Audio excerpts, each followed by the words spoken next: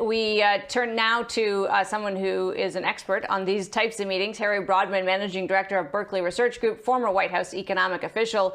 And Harry, I want to start right there, which is really the importance of these meetings. As Danielle said, they often face criticism as being just sort of cocktails and canapes and little more. What does get achieved at these face-to-face relationship-building meetings?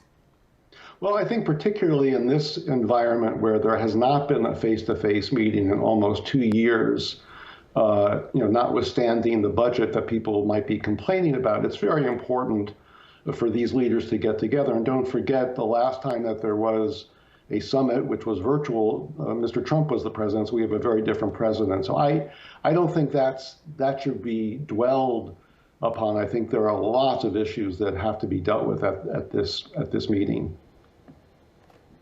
Give me your feeling of the ranking of those issues. We've already seen at the finance minister's meeting, the big issue of the corporate tax tackled, at least in a theoretical way. What do you think are the most important things that the leaders need to address here? Well, the most important thing is the economic recovery of the global economy. And this economy has been scarred significantly as a result of the pandemic. The solution is going to be, obviously, in the health arena, a health policy question, and then that in turn will help, revive the economic side.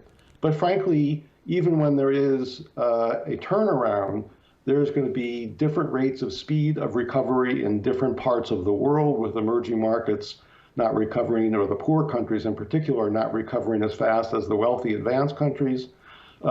There is a question of, frankly, inequality growing within countries because of the pandemic, and the question about getting people back to work where the pandemic has not been wiped away. That's obviously a huge challenge. And then there are sort of systemic results, I think, about what has been learned about how to do business when you can't maybe do things as you used to. And the example I like to use is logistics. Digitalization and artificial intelligence in logistics has been underway for years, but this pandemic really has accelerated that process. And it's not clear to me that it's going to be as a labor-intensive industry as it was just even 3 years ago. The pandemic certainly achieved one thing, Harry, and it continues to, and that is underscore that no matter what our relationships are, it's a global world. We are connected. There are, the borders are porous. The other big issue, of course, that predated the pandemic that is on that score is climate change, sustainability. Do you expect the leaders here to do anything material and meaningful to edge toward some kind of real global framework? And by that, I mean something, a pricing mechanism, something that actually could be a bit of a pivot moment in how businesses and consumers deal with climate change? I'm sure it's on the agenda, and I'm sure it will be discussed. The key thing to look at, and I should have answered this in your first question to me, which is what the communique says.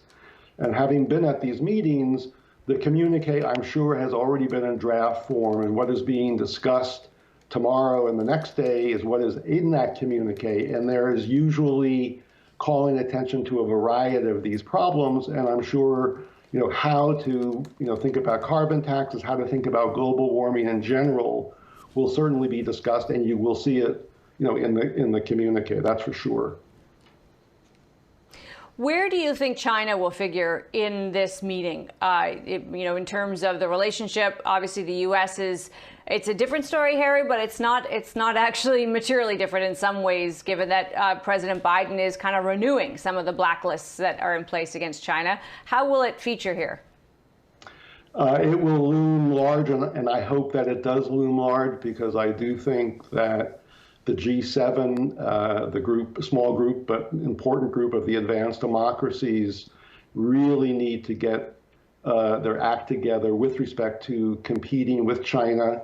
It's obviously a non-market economy led by an autocratic, president, and the question about how do advanced democracies collectively deal with research and development and technological advances, face to face with a country like China, that has been something that has been shied away from.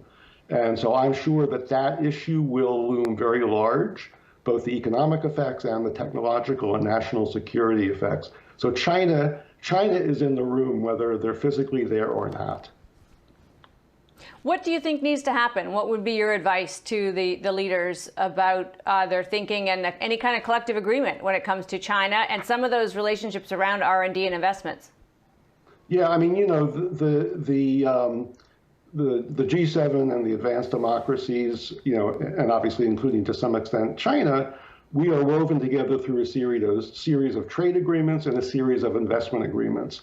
But the science and technology agreements that have been negotiated are extraordinarily traditional and in no way compared to those trade and investment agreements in a multilateral sense. So my hope is that there is a creation of a research and development 7, R&D 7, that really lifts up how to move forward collectively among the G7 about how to advance technology collectively. We cannot do this bilaterally.